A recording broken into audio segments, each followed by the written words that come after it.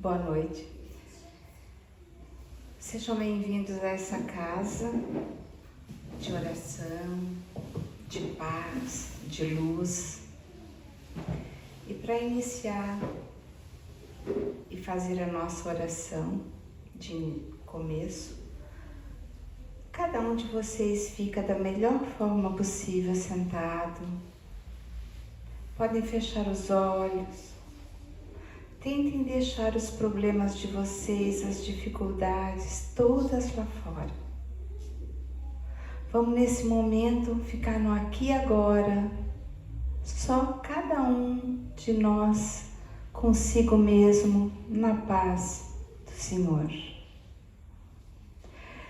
Senhor Jesus, agradecemos a Ti pela oportunidade renovada de estudo de Teus ensinos à luz da doutrina espírita. Que possamos na noite de hoje aprender um pouco mais, renovar nossos conhecimentos acerca de temas tão importantes para todos nós que lidamos com os assuntos relacionados à espiritualidade. Que os bons espíritos estejam conosco, assim como o guia desta casa, nos orientando, nos auxiliando na tarefa da noite. Que em Teu nome, Senhor, em nome de Deus e dos espíritos amigos, possamos dar início a mais uma reunião nesta casa de luz e oração na noite de hoje, e que assim seja. Então hoje a gente inicia o capítulo 21. Hoje, quarta-feira da semana que vem, será falado sobre esse tema tão importante e tão bom de conversar, que é: haverá falsos cristos e falsos profetas. E estudando esse tema é que a gente vê que ele abrange muito mais do que a gente normalmente pensa. Começamos então no Evangelho, o seguinte título: Conhece-se a árvore pelos frutos. O Evangelho de Lucas diz: porque não é boa árvore que dá maus frutos, nem má árvore a que dá bons frutos. Porquanto cada árvore é conhecida pelo seu fruto, porque nem os homens colhem figos dos espinheiros, nem dos abrolhos nascem uvas. O homem bom, do bom tesouro do seu coração tira o bem, e o homem mau, do mau tesouro tira o mal. Porque do que está cheio o coração, disso é que fala a boca. Olha a profundidade dessa frase, profunda, mas simples ao mesmo tempo, né? Aquela pessoa que vive o dia todo a reclamar, a falar mal dos outros, a fofoquear, a fazer maledicências, né? A achar que tudo tá ruim. De que tá cheio o coração dela? E, ao contrário também, a pessoa que procura fazer o bem, que tem seus momentos de dificuldades, que tem seus momentos de reclamação, sim, porque somos humanos e estamos aqui na Terra, não somos perfeitos ainda, mas que procuramos cada dia nos melhorarmos mais. De que está feito o nosso coração? Quando a nossa boca fala de caridade, amor, mesmo que às vezes tenha vontade de jogar tudo para o alto. Então, essa frase é muito interessante. Já o Evangelho de Lucas diz: guardai-vos dos falsos profetas que vêm a vós com vestidos de ovelhas, e por dentro são lobos roubadores. Pelos seus frutos os conhecereis. E aqui, quando fala em fruto, não está se referindo àqueles ditados populares que dizem: o fruto não cai longe da árvore, né? Quando fala das ascendências e descendências, quer dizer, o filho é parecido com o pai, a mãe é parecida com o pai dela, a filha com a mãe, tanto faz. As pessoas dizem: o fruto não cai longe da árvore. Isso que está aqui dito no Evangelho não se trata da pessoa, Se é uma pessoa boa, o que ela faz é para o bem, e o contrário também. E o Evangelho de Mateus e de Marcos tem essas frases. Vou ler tudo junto. E respondendo Jesus lhes disse: Vede, não vos engane, porque virão muitos em meu nome dizendo: Eu sou o Cristo, e enganarão a muitos. E porquanto multiplicar-se-á a iniquidade, se resfriará a caridade de muitos. Mas o que perseverar até o fim, esse será salvo. Então, se alguém vos disser: Olha, aqui está o Cristo, ou olha lá, ele está lá, não lhe deis crédito. Porque se levantarão falsos cristos e falsos profetas, que farão grandes prodígios e maravilhas tais, que se fora possível, até os escolhidos se enganariam. Essa frase, porquanto multiplicar-se-á a iniquidade, se resfriará a caridade de muitos, mas o que perseverar até o fim, esse será salvo. A gente ouve às vezes algumas pessoas dizendo: mas tem tanta maldade nesse mundo, tanta gente rouba, tanta gente com tanto dinheiro, o que eu posso fazer para ajudar?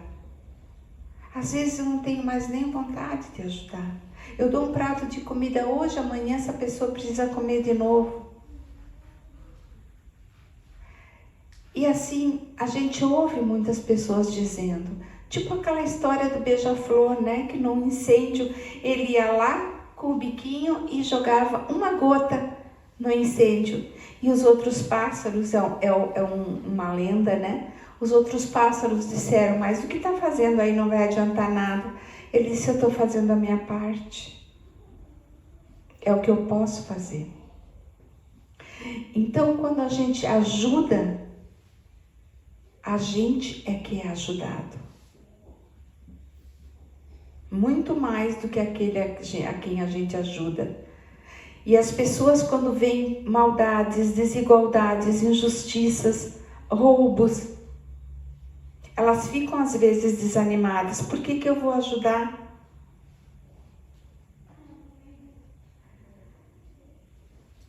E essa vontade de ajudar muitas vezes fica resfriada, a pessoa fica revoltada. Mas não devemos. Devemos fazer que nem o beija-flor, fazer a nossa parte. É pequenininha? É. Mas é a nossa parte. Ela serve menos para o outro do que para nós. Nesse momento que nós ajudamos, somos nós que estamos em provação. É a nossa caridade, é a nossa moral que está sendo testada. Muito mais do que o outro que também está em provação. Essa outra frase: se levantarão falsos cristos e falsos profetas que farão grandes prodígios e maravilhas tais.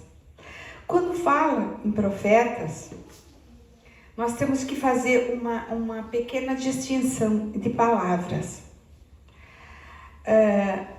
As pessoas pensam que profeta é aquele que prevê o futuro. Mas esse é aquele que prediz o futuro, é outra coisa. No sentido evangélico, a palavra profeta tem uma significação muito mais ampla. Significa o enviado de Deus com a missão de instruir os homens e lhes revelar as coisas ocultas, os mistérios da vida espiritual. Então, existem os bons e verdadeiros profetas, como existem os falsos também. Aqueles que preveem o futuro, que fazem predições, não necessariamente são profetas. Assim como não necessariamente os profetas fazem predições. Então, essa diferença nós temos que entender que é importante. Tem um momento que Jesus é levado, logo antes da sua morte, ele é levado aos judeus, ao sacerdote Caifás,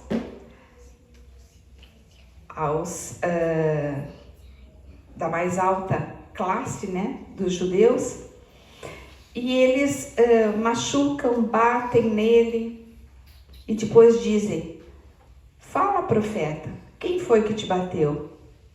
Como se ele soubesse, como se ele previsse tudo. Até fazia isso, mas não com esse intuito. Ele previu quando ele disse: haverá falsos profetas, mas a quem interessava ele prever quem tinha batido nele? Não interessava. Então, o profeta é aquele que tem a missão de Deus de ajudar os homens e de revelar algumas coisas do mundo espiritual. E tem também aquele que prevê o futuro. O profeta pode prever e pode não prever. E aquele que prevê pode ser profeta ou não.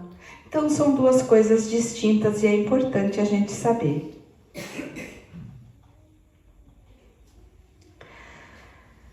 Houve muitos profetas que tiveram a presciência do futuro, por intuição ou por revelação providencial, a fim de transmitirem advertências aos homens. E isso foi importante em muitas épocas.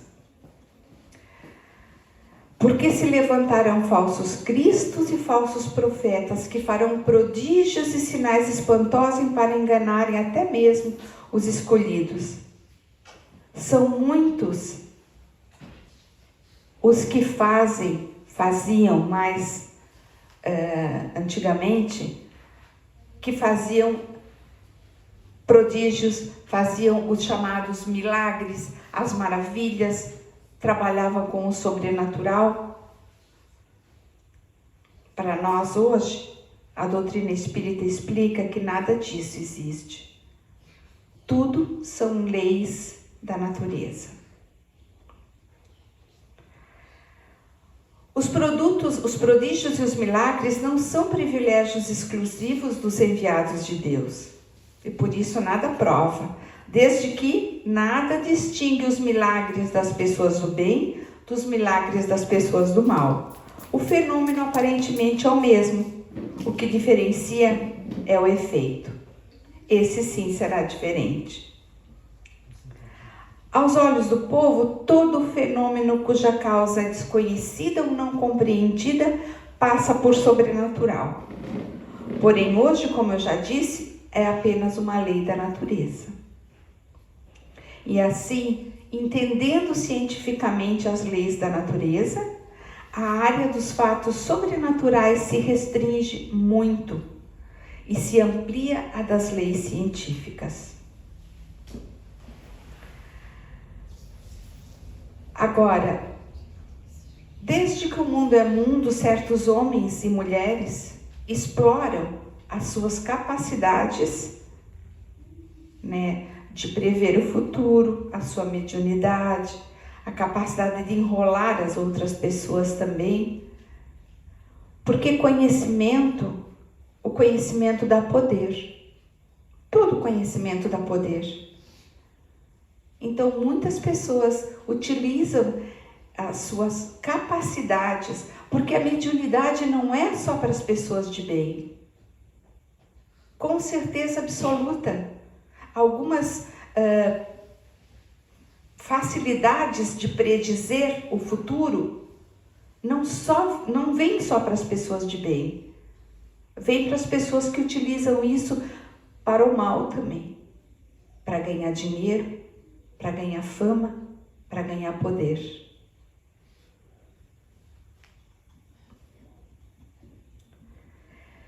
E nesse momento que nós estamos passando por uma fase conturbada para a humanidade, e eu ouso dizer que penso que todas as fases foram conturbadas, por um motivo ou por outro, porque nós estamos num planeta de provas e expiações, a caminho da regeneração. Estamos no 2º grau somente de planetas, abaixo de nós só os mundos primitivos. Então nós não podemos querer ter paz, paz, tranquilidade, viver no paraíso, não ter doenças, não ter guerras, não ter maldade. Nós não podemos, no mundo que nós vivemos, querer isso. Então o nosso mundo é conturbado. Quem vive nesse momento acha esse momento conturbado. Quem viveu lá no momento da Segunda Guerra achou com toda certeza que foi um momento conturbado. Na Primeira Guerra também. E assim foi. Cada momento teve a sua aflição, as suas aflições. Mas aí, nesse momento de agora que nós estamos vivendo, aqui agora, com todas as tudo que está conturbado, as pessoas anseiam por paz, por segurança. Então, elas procuram os reveladores, elas procuram conhecer o futuro, elas procuram pessoas que lhe deem, vamos dizer assim, as cartas, e eu não estou falando aqui só de carta de baralho, eu estou dizendo que lhe dê a noção do que vai acontecer, que lhe dê um pouco de paz e tranquilidade. Então procuram os falsos profetas, muita gente. Mas o Espiritismo já descobriu como separar o joio do trigo. Os falsos profetas e os verdadeiros profetas podem ser separados de acordo com uma coisa, que é a sua atitude moral. É a moral de cada um que determina, né? De que a boca fala do que está cheio o coração. A moral de cada um que se reflete nas atitudes, nas palavras, nas ações, no não julgamento do outro, no acolhimento de quem precisa, no perdão, porque todos pecamos.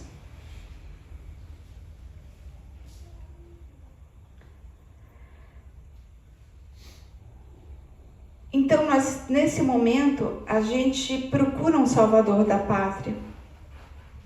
A gente procura uma tábua de salvação.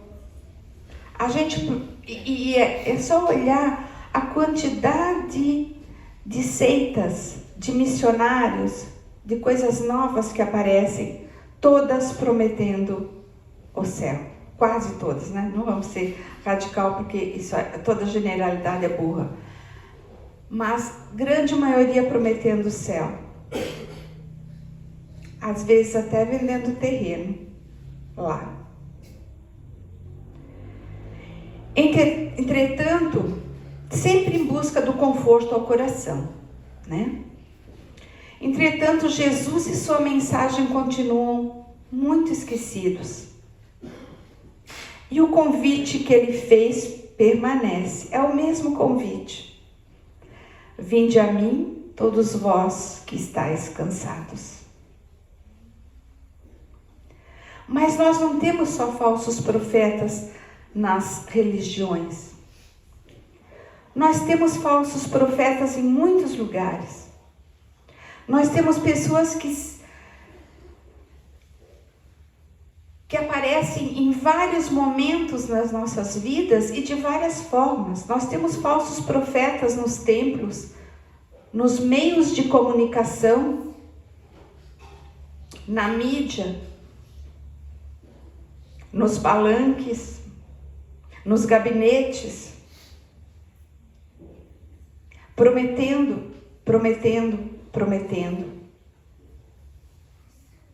Em muitos lugares nós temos. Onde tiver alguém precisando, vai ter alguém oferecendo. É a lei da oferta e da procura, né?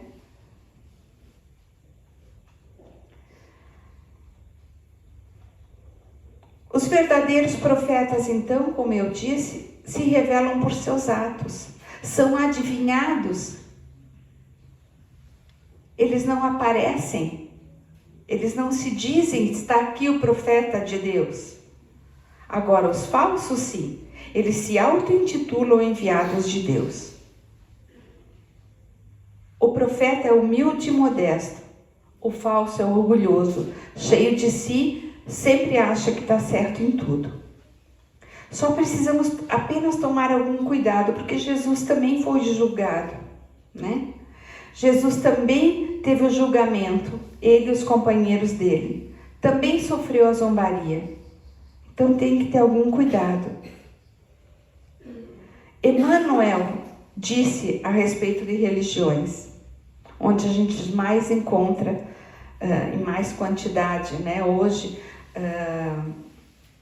missionários, profetas, não vou dizer falso, verdadeiro, porque não me cabe julgar. Mas Emmanuel disse que todas as religiões são uma parcela da verdade. No Livro dos Espíritos, a pergunta 624 é: qual o caráter do verdadeiro profeta? E a resposta é: o verdadeiro profeta é um homem de bem, inspirado por Deus. Podeis reconhecê-lo pelas suas palavras e seus atos. Impossível é que Deus se sirva da boca do mentiroso para ensinar a verdade. E, na dúvida, o Livro dos Médiuns diz: é preferível rejeitar 99 verdades do que aceitar uma mentira. O Espiritismo não pactua nem com milagre, nem aceita, nem acha que seja, nem prodígio, nem sobrenatural. Tudo é lei natural. E ele não produz. Se acontece em algum momento, em algum local espírita, algum tipo de lei natural, é por vontade dos espíritos superiores. Da mesma maneira que a física, a química, a astronomia e a geologia revelaram as leis do mundo material, o Espiritismo vem revelar outras leis desconhecidas, que regem as relações do mundo material com o mundo espiritual.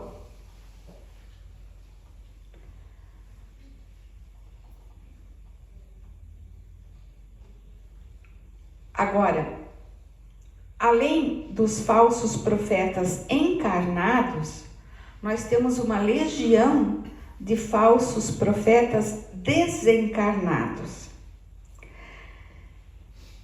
que é bem mais perigosa.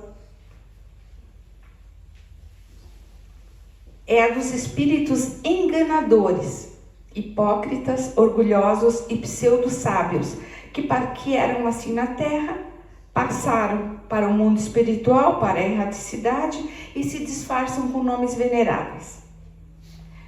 Então, lendo um livro esses dias, são muitos os que dizem que são Jesus Cristo, Maria, São José, ninguém é o coitadinho que não ficou famoso.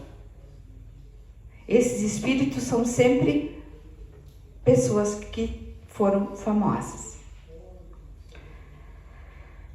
Sempre dentro do que eles falam tem coisas bizarras, que às vezes enganam à primeira vista e que é preciso passar um crivo muito grande para poder entender e aceitar ou não. São João nos põe em guarda contra eles quando adverte: meus bens amados, não acrediteis em todos os espíritos, mas provai se eles são de Deus, porque muitos falsos profetas se têm levantado no mundo. Então, julga-se os espíritos, encarnados ou desencarnados, pela qualidade das suas palavras, atos e atitudes, assim como a árvore pela qualidade de seus frutos. Tudo está a base é a essência, né? Que é aquilo que eu acabei de dizer. As declarações, as obras, o caráter, a moral, é isso que distingue. E se o plano espiritual quiser mandar algum recado para nós humanos, como é que ele vai fazer?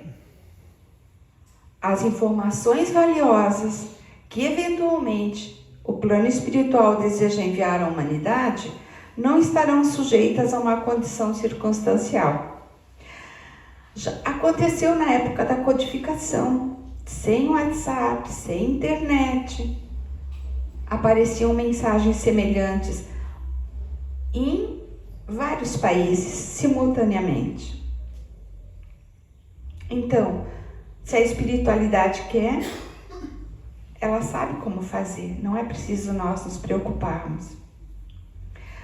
No livro A Gênese está escrito que quando uma verdade precisa ser trazida à humanidade, os espíritos utilizarão diversos médios em locais distintos, de tal forma que a revelação não fique comprometida. Portanto, podemos asserenar nosso coração. Confiante em Deus, apesar das dificuldades que eventualmente surjam, o Espiritismo não perderá a sua feição de revelação, nem a categoria de consolador.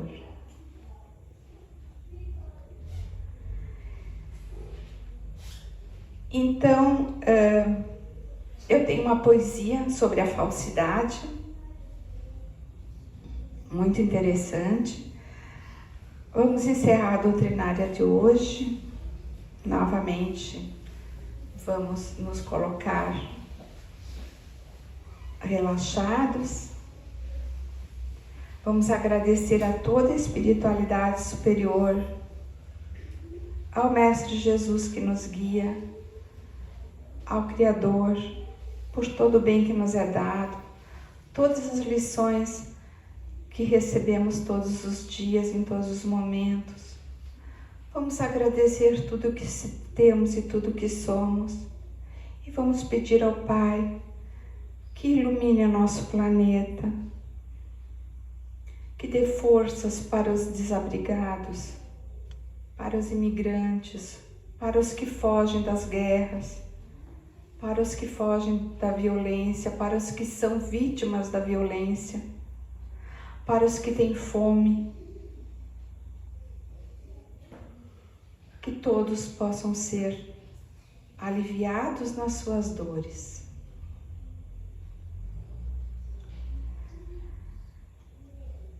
Que assim seja hoje e sempre. Enquanto eu leio a poesia, nós pedimos aos irmãos passistas que se preparem para o trabalho a seguir.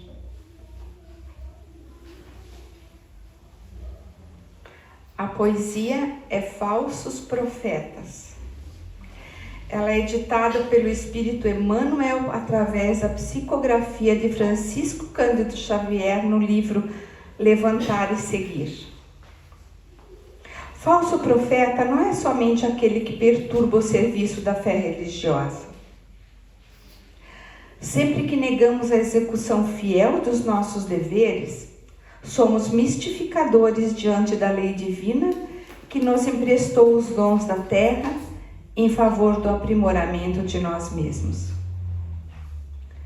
Na maledicência somos falsos profetas da fraternidade. Na discórdia somos mistificadores da paz. Na preguiça somos charlatões do trabalho. Na indiferença, somos inimigos do dever. Toda vez que esquecemos as nossas obrigações de solidariedade para com os nossos semelhantes, toda vez que prejudicamos o serviço que nos cabe atender, que fugimos aos nossos testemunhos de humildade, que oprimimos as criaturas inferiores, somos falsos profetas do ideal superior que abraçamos com Cristo. A terra é nossa escola, o lar é o nosso templo, o próximo é o nosso irmão, a humanidade é a nossa família, a luta é o nosso aprendizado, a natureza é o livro sublime da vida. Não nos esqueçamos assim de que um dia seremos chamados à prestação de contas dos talentos e dos favores que hoje desfrutamos, para resgatar o dia de ontem e santificar o dia de amanhã.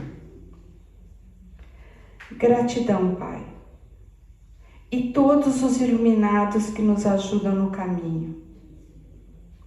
não nos esqueçamos nunca da frase de Jesus: eu sou o caminho, a verdade e a vida. E lembremos sempre da promessa: vinde a mim, vós que estáis cansados. Que assim seja.